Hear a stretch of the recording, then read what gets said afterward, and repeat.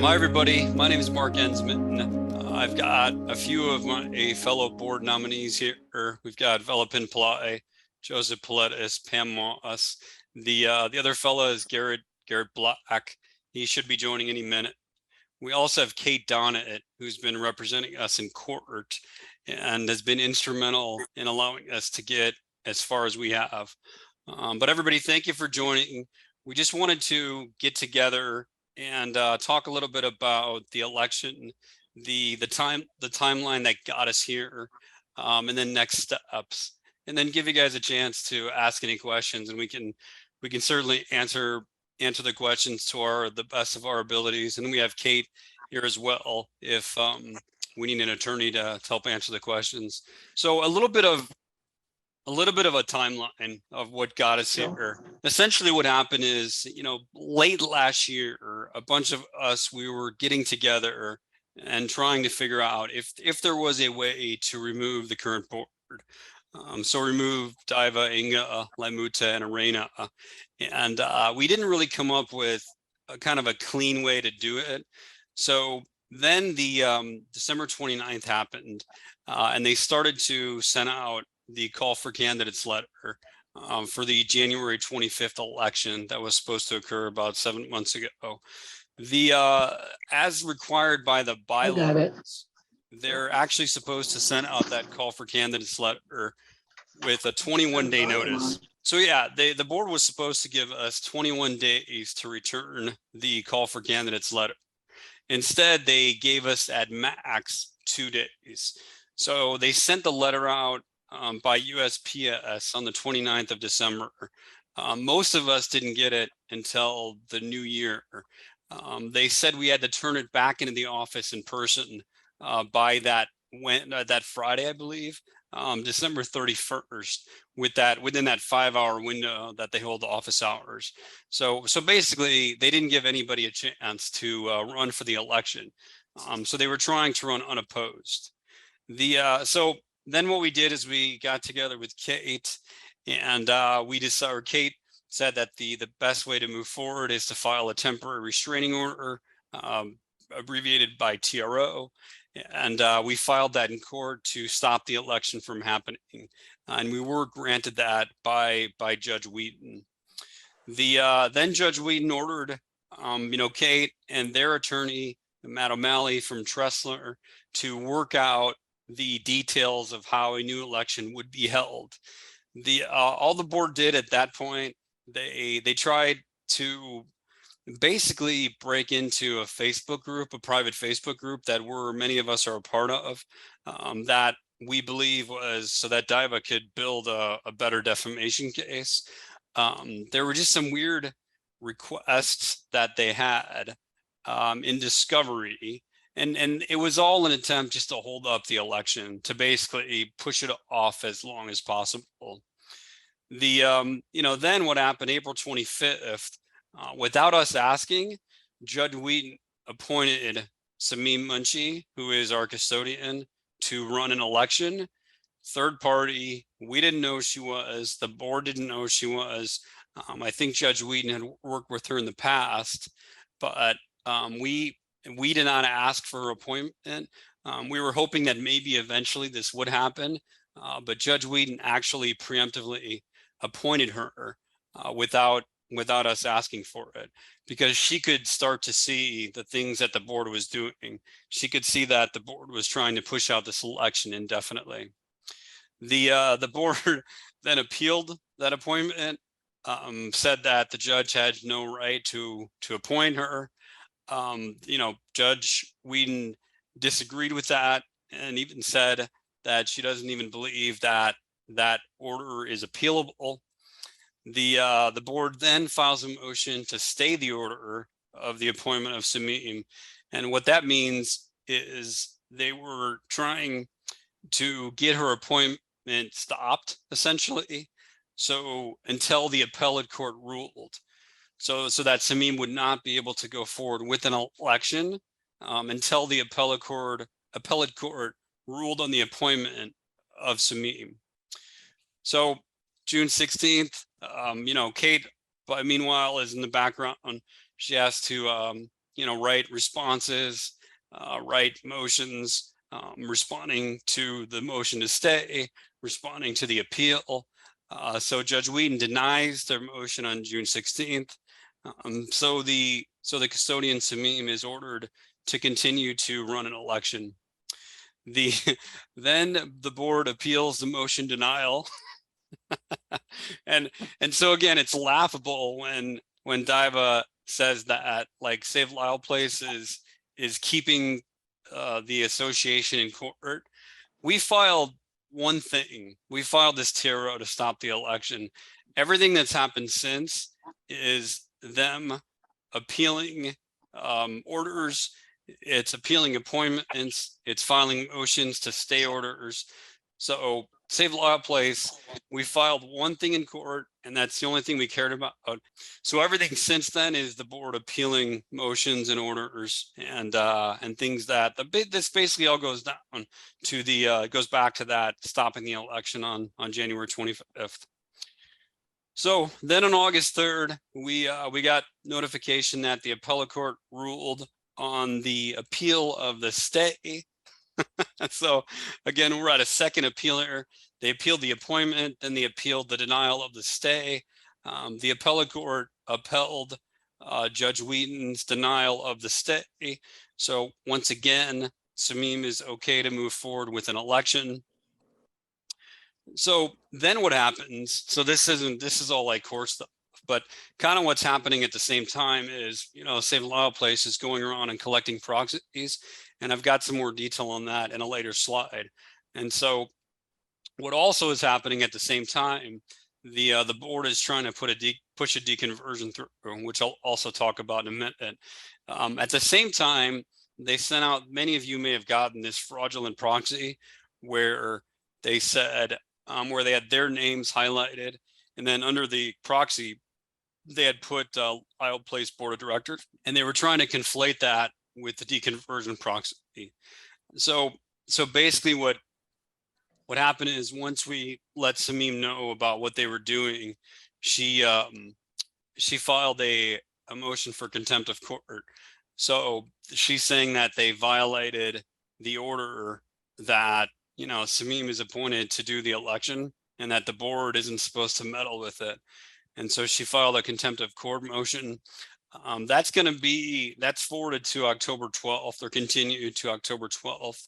So that motion for contempt, that won't be heard for a while. But in the meantime, the judge, again, this is something that Kate filed for us, another TRO, this time to stop the deconversion vote. And the reason, there's two reasons behind this. We sent out a survey that asked people, do you want to wait until the election to hold the deconversion vote? And 92% of homeowners said yes, they want to wait to the election to hold the deconversion vote. So that's number one. We were just trying to, carry out the will and the desire of the homeowners. Number two, it was confusing homeowners in that they weren't sure if the deconversion proxy was a proxy for the election. It was confusing. Obviously the board did this on purpose. They tried to hold the deconversion vote 2 days before the election, and they sent out proxies for the election, but with a deconversion cover letter. So they were obviously trying to conflate the two to confuse homeowners. And then, many of you may have gotten the letter that Samim sent. So basically, Samim wants to run a new election because she feels like this election is completely compromised for the reasons I mentioned earlier, and something else I'll talk about in a minute about the proxies. So she did send a letter to homeowners notifying them that there will be a new election, and that will occur likely in late September. So we will be getting new proxies from Samim, and we will have a new election at the end of September. So let's talk a little bit about the deconversion. We believe that, the board, once we filed the TRO for the election and the multiple wins that we've had in court against them, we're so far, Kate's 5-0 against them. We believe And prior to that, I don't think anybody had won a single case against them in court. So once they saw that we keep winning in court, and that we're probably going to continue to win because we're on the right side of the law and we have a good attorney representing us, they figured that their only way out was a deconversion, and also because they know that we have overwhelming support from homeowners, and they figured the only way that they could get out was a deconversion.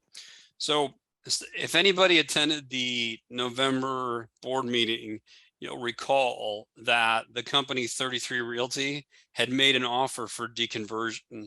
And it was a little bit less, probably 10% less, maybe 15, 20% less than the latest offer that they made. I think it was 33 million versus 38. And really the board wasn't interested. They mentioned, you know, if you homeowners want to get together and come up with a vote, if 75% say you want to deconvert, we'll deconvert. But they certainly weren't going to hold a vote. So they weren't interested in a deconversion back in November. What they were interested in was to continue to acquire units well below market and then build up their portfolio. As you notice here, they currently own about $4.4 million worth of property at Lisle Place. So they established a personal relationship with Eric Weber.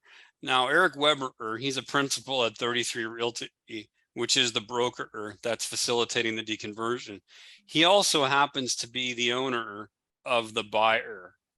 So of the Buy It LLC or something, or I can't remember, Own It LLC, I believe. That's actually the buyer, the people that are putting down the money, the people that want to buy our complex. Him and his family actually own that company. So he's not only the broker, he's also the buyer. And so we think that what happened is Diva reached back out to Eric. Cynthia mentioned that they may have gone to school together. So they may have a relationship going back. And we believe that she went to Eric and said, hey, if you bring us a better offer, we'll put this up for a vote and we'll make this go through. And so we think that's what happened.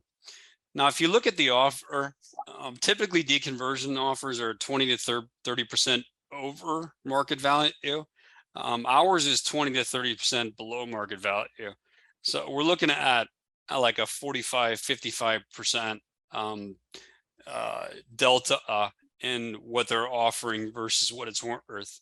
And all the buyer really did was look at last year's average sales price in the complex. So not the city of Lisle or the village of Lisle, or comparable properties and other associations.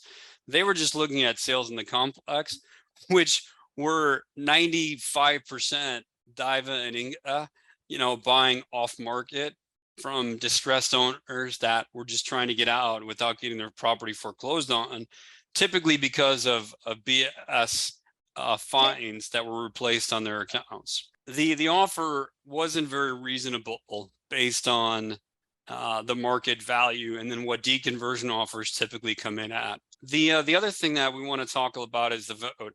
So talked about this earlier. The survey we sent out, 92% of homeowners wanted to wait until after the election to vote on deconversion. And then also something that you may or may not have noticed, and some part of this Pepe brought up, Kate also brought this up, but they built the proxy or wrote the proxy in such a way as to both rig the deconversion vote and then possibly rig the election. So I've got a screenshot of it here. And so you can read and appoint, let's say I appoint Kate Donnet as my primary proxy, or in his or her absence, the board president, and if not present, the board treasurer, and if not present, as my proxy to attend a special meeting of the unit owners of the association, including. So basically what they're saying is, if you recall, they sent out a notice that there would be a meeting at 11 p.m. on the Saturday before the election. The meeting was actually at 11 a.m. And so if you were going to show up to an 11 p.m. meeting, you already missed the meeting. The other thing is they said you have to send in your proxy by Friday the 19th. So they're so there's no way that your proxy would actually show up at this so-called meeting that they were holding. And so since they weren't going to be there, then the board president, who's Diva, and if not present, the board treasurer, who's Inga, would then go ahead and vote or change your vote to a yes, because they want to deconvert, because that is their way out. So that's the way that they were going to rig the deconversion vote. And thanks, Pepe. I think you were the one that kind of discovered that. The other thing that they were attempting to do was use this deconversion proxy to use it as your election proxy. And if you read further down in the proxy, you can see that the undersigned revokes any and all proxies vote forms executed by undersigned prior to today's date. So for example, if you signed a proxy over to like Velopin Ply or Joseph Piletis or Pam Moss or Christine Schumann, and then you went ahead and voted for the deconversion, and then, you know, even assigned that same person or maybe somebody different, or maybe yourself as the proxy for the deconversion, you would now revoke the proxy you sign over to one of your Save Lisle Place representatives. So in that way, they were going to now use this proxy to basically change your vote for the election. And this is something that Kate pointed out. So they were trying to use this proxy for two purposes. So because of all of this, we decided that the TRO for the deconversion vote needed to happen so that the deconversion would not go forward. And then also Samim decided that we needed a new date for an election because these proxies and their communication completely compromised the election. So, you know, lastly, I actually ended up calling the one of the representatives at 33 Realty, a guy by the name of Matt Peterson. I believe Kate also spoke to him a couple weeks ago. I spoke to him yesterday, and he had called me. I had left a message for Eric Weber a while ago, but Matt ended up calling me, and he said that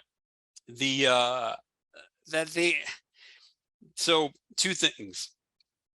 He said that, you know, that Diva and Inga needed to hire a deconversion attorney before the buyer was even considering the offer or even considering taking over the property. And Diva and Inga had not done that. The other thing he mentioned was it wouldn't happen while the property was zoned improperly and there were open lawsuits within the regarding the HOA.